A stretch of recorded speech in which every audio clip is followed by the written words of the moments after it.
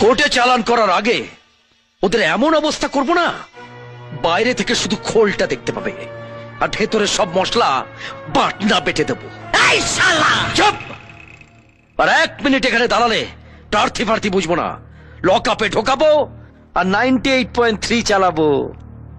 খুব হট কিন্তু। তোর হটের গোষ্ঠীর কাটায় আগুন। তুই শালা আমার ভাইয়ের গায়ে হাত তুলেছিস, তোকে আমি দেখে নেব হারামজাদা, তোকে আমি দেখে নেব হারামজাদা, তোকে আমি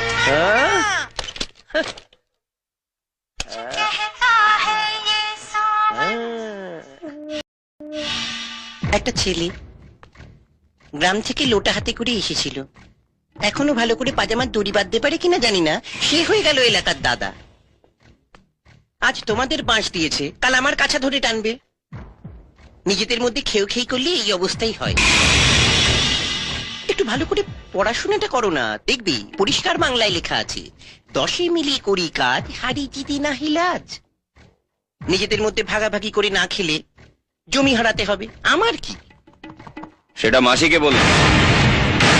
তুমিও শোনো, নির্বাচন কমিশন প্রার্থীদের মুচলেকা দিতে বলেছে। এই ধরনের ঘটনা আর ঘটবে না।